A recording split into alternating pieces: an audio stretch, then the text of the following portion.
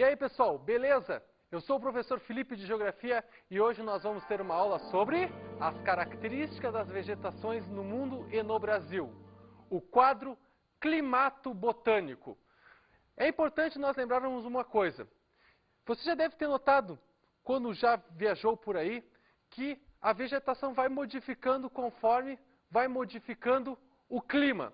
Isso é muito importante, porque com isso você consegue observar que o clima tem uma função muito importante quanto ao tipo de espécie que lá vai se adaptar.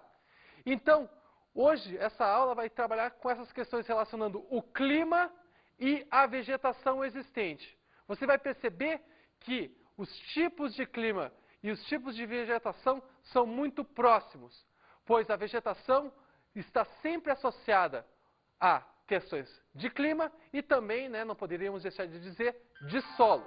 Vamos tentar entender um pouco então sobre a fitogeografia terrestre. O que é, aliás, a palavra fitogeografia? Está querendo dizer para vocês o seguinte: espécies, no caso, e o tipo de espécie relacionando com a área geográfica onde essa espécie predomina. Por quê? Uma área geográfica, no caso que a gente pensa em clima, ou seja, um clima que faça com que aquele tipo de espécie naquele ponto predomine. Então, essa é a ideia da fitogeografia terrestre. Nós vamos descobrir que, por exemplo, algumas espécies não conseguiriam se adaptar em outros espaços. E vamos ver então como isso vai se dar na Terra. Então, um ponto que eu já falei e vou reafirmar, a relação direta com o clima. A fitogeografia, ela tem relação direta com o clima. Essa relação direta com o clima está associada ao quê? Porque a espécie, existem espécies que necessitam de calor, existem espécies que necessitam de frio, existem espécies que estão adaptadas à umidade, espécies que estão adaptadas à falta de umidade, espécies que estão adaptadas a períodos com umidade e a períodos secos. Então, a relação da vegetação está ligada diretamente com o clima. Então, vamos agora para um quadro que nós poderemos ver as formações florestais, ou seja, as formações de característica arbórea. A taiga. A taiga é uma vegetação onde nós encontramos, então, as coníferas, que são as espécies como o pinheiro e o abeto. Essas espécies são espécies que estão adaptadas a pouca quantidade de calor. São espécies do tipo rústicas. São chamadas também de espécies aciculifoliadas, ou seja, com as folhas em formato de acículas, ou seja, aquelas folhas que nós vemos nos pinheiros que são meio pontiagudas. Essas folhas determinam então que a espécie ela tem uma grande facilidade de adaptação a ambientes um pouco mais frios, tá ok? Pessoal, é importante lembrar que essas são as maiores formações florestais do mundo, são as formações de taiga ou de coníferas, e também o outro nome é que é floresta boreal, já que a sua ocorrência está restrita ao hemisfério norte.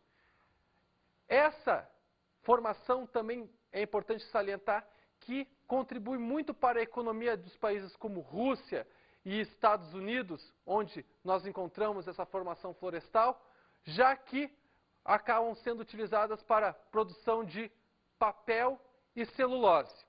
Sobre florestas temperadas, é importante salientar o seguinte, que as florestas temperadas são florestas que estão adaptadas a climas temperados. Então, por isso o próprio nome de floresta temperada. Mas é mais importante também salientarmos o seguinte, o fator maritimidade contribuindo para a formação desse tipo florestal. Por exemplo, a área de floresta temperada nos Estados Unidos está bem no nordeste dos Estados Unidos, numa área próxima ao Atlântico. No sudeste do Canadá também encontramos esse tipo de floresta. Vale lembrar que essas florestas também estão restritas às áreas do oeste europeu e áreas do leste asiático. Essas florestas, então, além do fator maritimidade, temos o fator que é o fato de que as espécies que lá existem são espécies caducifólias, ou seja, espécies que perdem as folhas, tá ok? Então não me esquece disso, que essas espécies perdem as folhas. Uma espécie muito comum nas florestas temperadas é o plátano. E você sabe onde é que o plátano aparece? Na bandeira do Canadá. Aquela folha que aparece na bandeira do Canadá nada mais é do que uma folha de plátano. Florestas tropicais. Estas são as florestas com maior biodiversidade do mundo. Nós temos um grande conjunto de espécies nessa área, ou seja, então ela é considerada uma floresta heterogênea. Ela é considerada uma floresta densa, devido que as espécies estão uma do lado da outra. E é considerada também uma floresta úmida, tá ok? Então, com isso a gente acaba tendo uma grande quantidade de espécies higrófilas, ou seja, espécies que estão adaptadas a grandes quantidades de água. Querem um exemplo de uma floresta tropical? Bom, nós temos dois aqui no Brasil, a floresta amazônica e nós temos a Mata Atlântica. As florestas subtropicais, elas estão restritas às montanhas da China, montanhas do Japão e sudeste dos Estados Unidos, além de algumas áreas da América do Sul. Nós temos nessa área os bosques de canela, nós encontramos os plátanos, que também são encontrados nas florestas temperadas. Nós encontramos espécies que têm como característica a baixa temperatura e a adaptação a uma grande pluviosidade durante todo o ano. E agora nós vamos partir para as formações arbustivas, que são formações, no caso, onde a vegetação não consegue atingir um grande porte, como as formações arbóreas, que são, como o próprio nome diz, árvores. E agora a gente vai partir então para essas formações arbustivas, que são formações de arbustos, ou seja, de menor porte. As savanas. Esse tipo de formação arbustiva você encontra em áreas tropicais, principalmente as áreas mais continentais tropicais.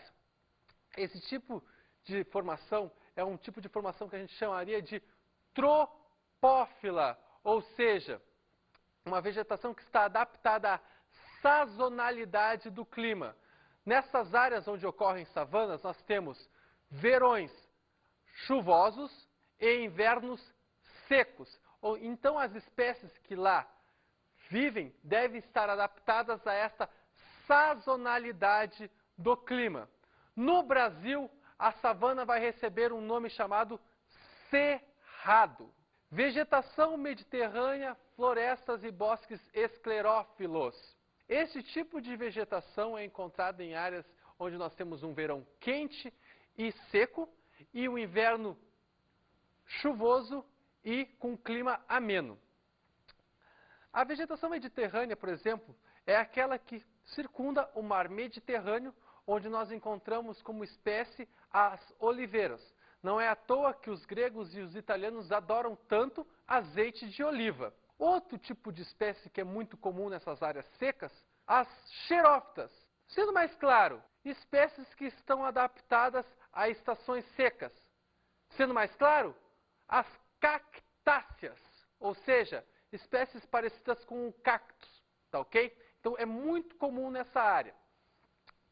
É importante também nós lembrarmos que nós temos a presença de bosques esclerófilos no Chile, onde nós temos então a presença, né, dessas espécies esclerófilas, que são espécies de folhas duras, ok? E agora nós vamos para formações herbáceas. Esse tipo de vegetação que a gente chamaria de vegetação rasteira, tá ok? Então, essas são as formações herbáceas. Para dar um exemplo, vamos falar de estepes.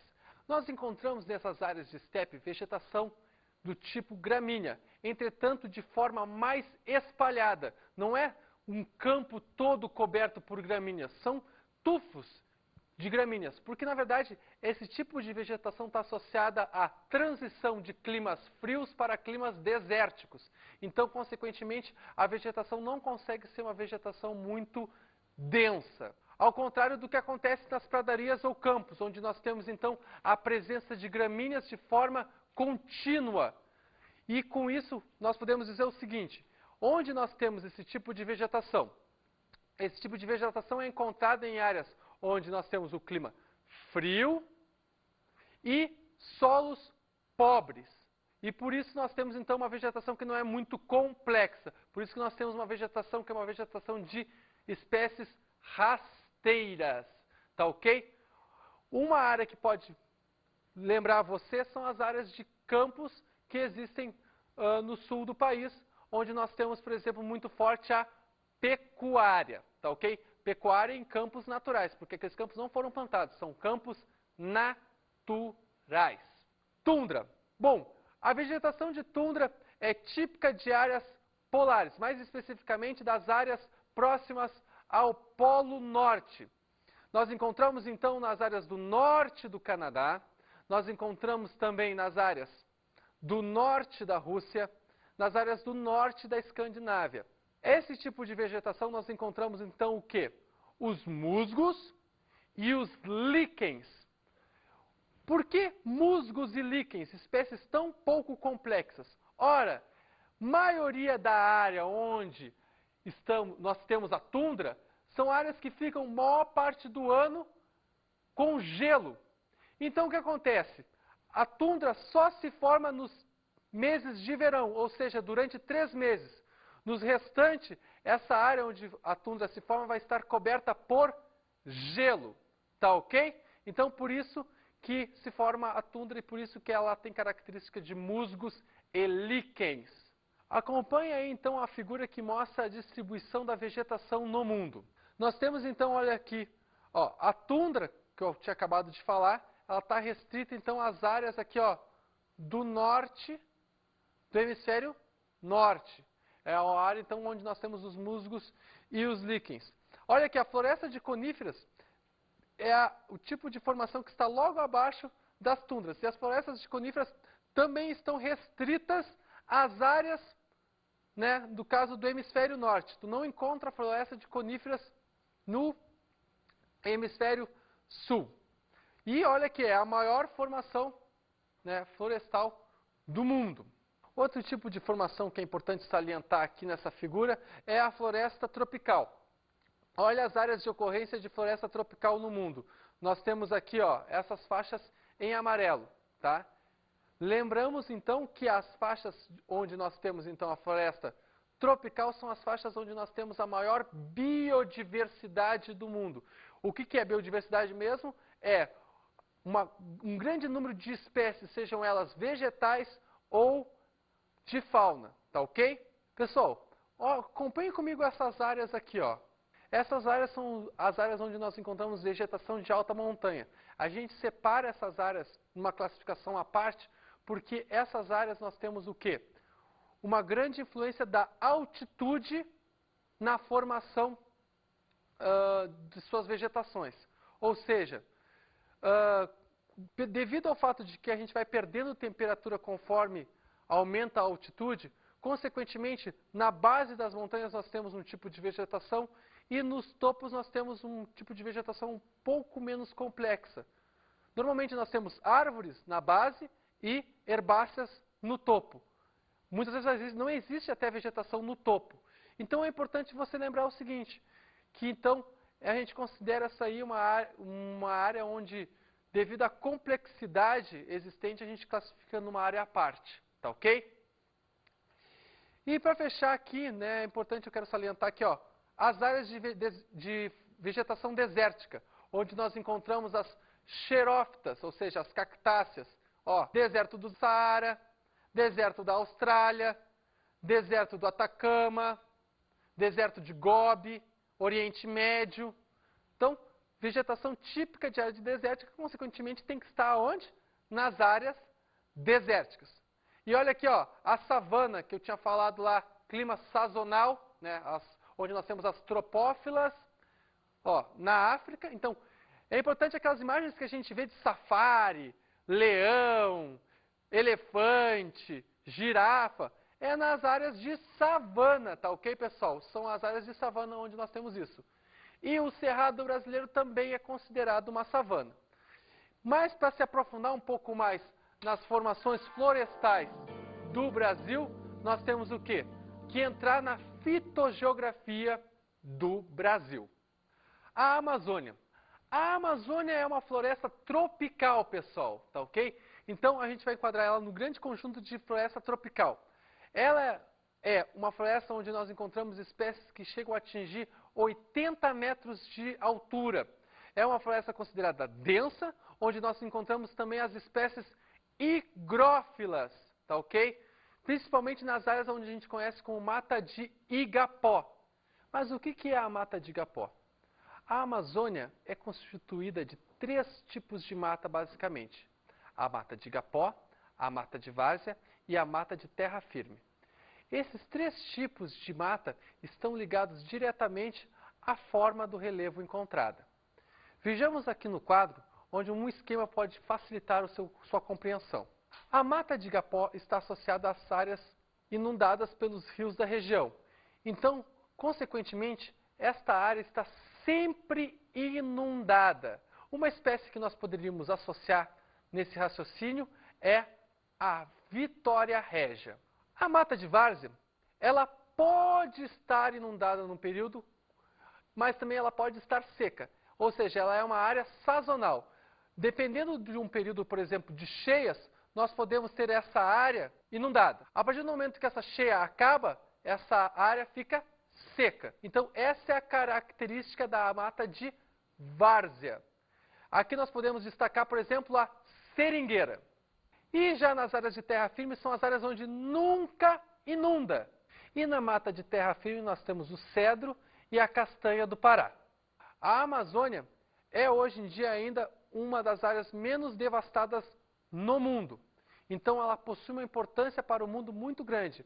Ela possui um banco de informações biológicas que até hoje boa parte dele permanece inexplorado. Entretanto, é preocupante questões relativas a desmatamento e biopirataria. Vamos partir então agora para o conhecimento do cerrado. O cerrado é a área onde nós temos então a formação de savana no Brasil. Ou seja, então é a área onde nós encontramos as espécies tropófilas, ou seja, aquelas espécies que estão adaptadas à sazonalidade do clima. Lembra aqui comigo, nós temos então, na área do cerrado, um clima tropical, que é com um verão chuvoso e quente e um inverno seco e ameno. Consequentemente, o que acontece? As espécies devem se adaptar a essa sazonalidade. Aí lembra comigo qual o tipo de espécie que normalmente vem à sua cabeça quando nós vemos o cerrado? São as espécies que possuem galhos retorcidos, folhas pequenas e raízes profundas. Os galhos retorcidos, é uma tentativa de reter a água, já que a água é escassa num determinado período, então ela retorce os seus galhos nesse sentido de tentar conseguir água. As folhas são pequenas para diminuir o metabolismo da planta e as raízes são profundas na tentativa de buscar água onde quer que ela esteja.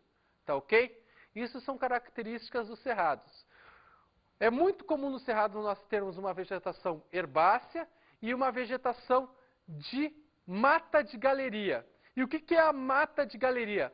São as matas que acompanham os cursos do rio. E por que elas fazem isso? Porque são os locais onde nós temos a umidade garantida.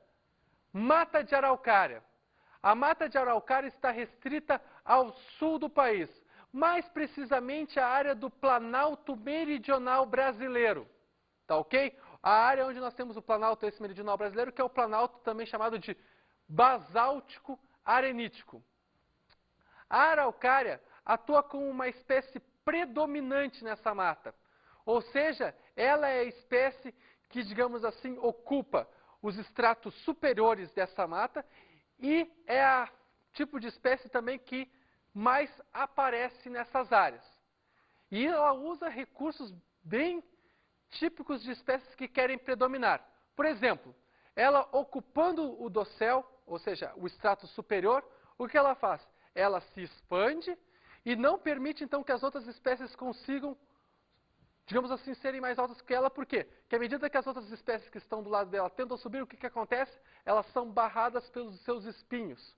E outra coisa é que o fato dessas espécies fazem o seguinte, esse chapéu que a araucária tem, no caso, faz com que haja, para as outras espécies, pouca insolação. Para vocês verem, então, que a natureza também tem suas espécies malandras. A Mata Atlântica. Esta é uma formação florestal típica de florestas tropicais. Ou seja, a Amazônia e a Mata Atlântica são florestas que pertencem a um mesmo conjunto. Entretanto, a Mata Atlântica possui algumas diferenciações básicas em relação à Amazônia. A Amazônia conta com solos arenosos. A diferenciação no relevo não é tão marcada e, em consequência disso, a Mata Atlântica, que possui uma diferenciação do relevo muito mais marcada, altitudes que podem chegar a 1.200 metros, consequência disso, nós temos mais biodiversidade na Mata Atlântica do que na Amazônia. Isto sim, na Mata Atlântica, a biodiversidade é maior do que na Amazônia, ok?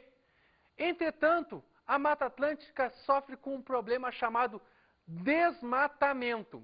Vale lembrar que nesta área nós temos o quê? Nós temos a ocupação do território brasileiro, que se dá praticamente em todo o litoral. E, em consequência disso, nós temos, então, o desmatamento desta área. Esta é uma das áreas que, hoje em dia, mais preocupam a preservação no mundo, sendo, então, financiados projetos para a sua preservação. São comuns nessa área espécies como os jequitibás e os cedros. Os manguezais e as formações litorâneas. Nas áreas do litoral brasileiro, onde nós encontramos estuários, ou seja, o encontro das águas do rio com o mar, é comum encontrar a presença de mangues, onde nós temos espécies pneumatóforas, ou seja, espécies de raízes aéreas. Essa estratégia de usar a raiz aérea é no sentido de captar o ar atmosférico, já que nessas áreas há o avanço das marés. Então, essa é uma estratégia utilizada. Outro tipo de formação litorânea que nós podemos encontrar são as áreas de mata de restinga. As restingas são cordões arenosos onde nós temos o quê? Nós temos então uma formação de uma vegetação que não pode ser muito complexa, já que o substrato onde está inserido o tipo de vegetação não possui os nutrientes necessários para o desenvolvimento de espécies mais complexas. Os campos. Os campos estão restritos às áreas do extremo sul do país, ou seja, às áreas do sul do Rio Grande do Sul. São áreas onde nós, devido aos solos arenosos e à presença do frio, nós temos então um tipo de vegetação que não é muito complexa. Essas áreas hoje são ocupadas economicamente pela criação de gado bovino. A Mata dos Cocais. Sobre essa mata é importante lembrar que ela é uma área de transição entre a Amazônia, a Caatinga e o Cerrado. Esta área é rica em palmáceas, ou seja, palmeiras, do tipo, poderíamos citar, os babaçus, a carnaúba e o buriti. Sobre o babaçu e a carnaúba, nós temos que destacar a importância econômica dessas duas palmeiras. No caso, a carnaúba, nós podemos fazer cera e do babaçu é extraído um óleo. Tá ok? Então, é importante lembrar a importância dessas palmeiras. Infelizmente, hoje ela está sendo muito desmatada. E a presença das palmeiras, que antigamente era de diversas espécies, hoje está restrita ao babaçu e à carnaúba, já que esses trazem retorno econômico. O complexo do Pantanal. A área do Pantanal é uma área que a gente poderia chamar de complexa, porque também se constitui numa área de transição entre, por exemplo, a floresta amazônica e o cerrado.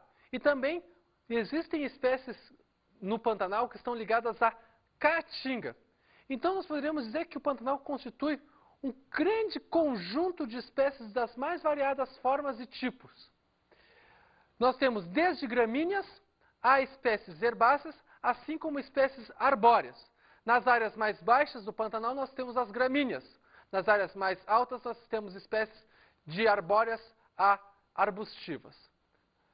É importante salientar o seguinte, que o Pantanal sofre com períodos de cheia, e as cheias estão associadas ao período de verão, e sofre com um período que, na verdade, é um período seco, que é o período do inverno.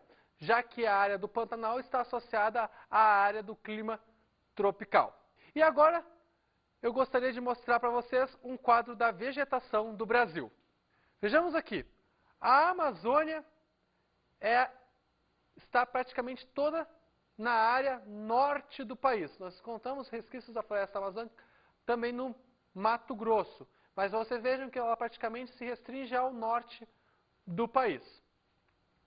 Nós temos então o Cerrado, que é essa faixa amarela aqui, que é a área no centro do país.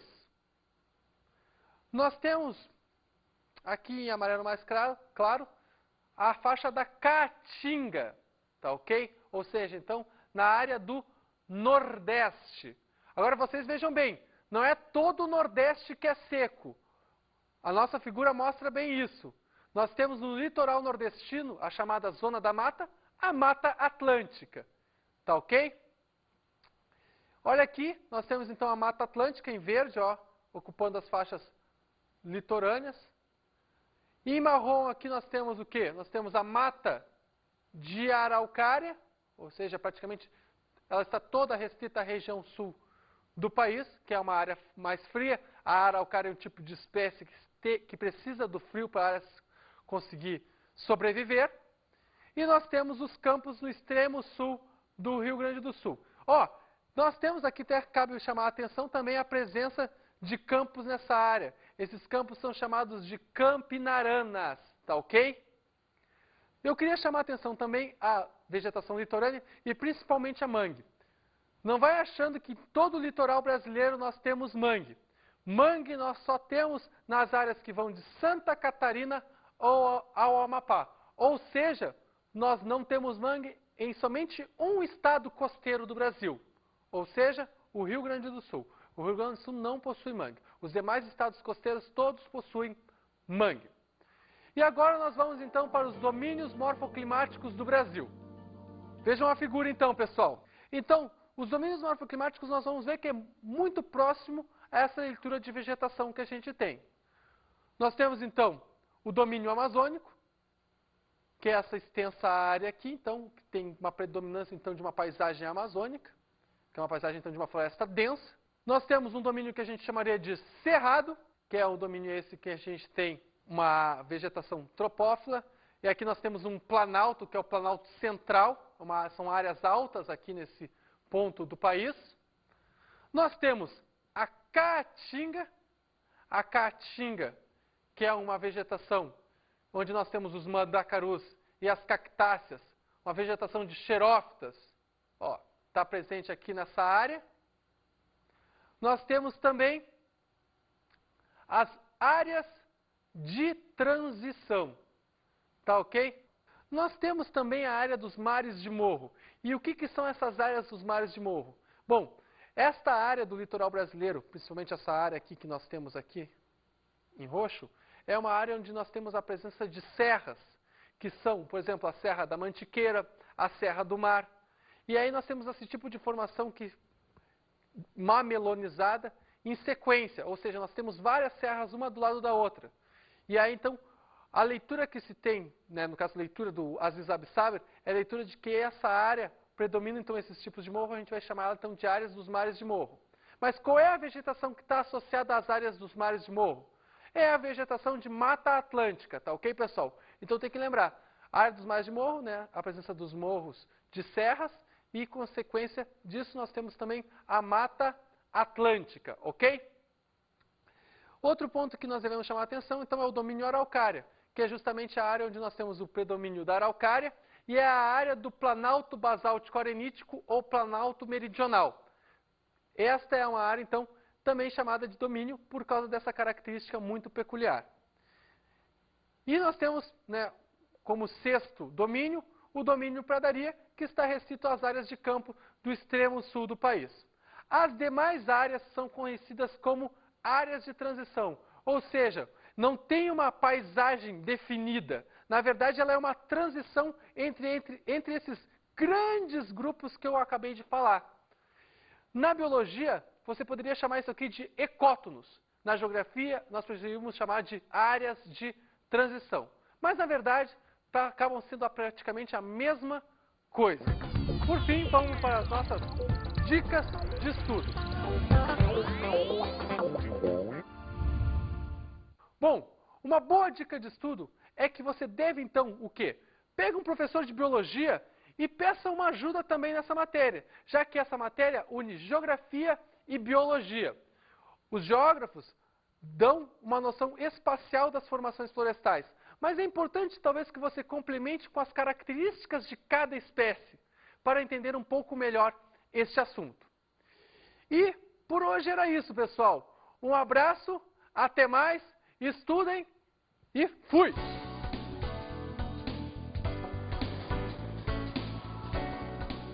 Na aula de hoje aprendemos sobre as características das vegetações no mundo e no Brasil. Você viu que o clima é um fator fundamental para sabermos qual tipo de vegetação que vai ter em determinado local. Vale lembrar também que existe a importância do solo nesse processo. Estudamos a fitogeografia terrestre. Você viu que nas áreas onde nós temos climas mais rústicos, como por exemplo nos polos, a vegetação não é muito complexa.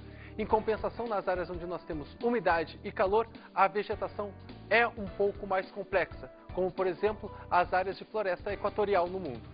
Também vimos os domínios morfoclimáticos do Brasil.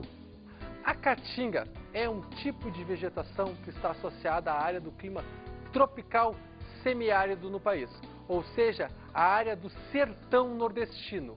Nesta área nós encontramos as espécies de galhos retorcidos e raízes profundas, além de espécies xerófitas, ou seja, cactos, e também, dentro desse conjunto nós temos o xique-xique e mandacarus, tá ok? Então, essas espécies são espécies adaptadas à falta de água existente na região. Bons estudos!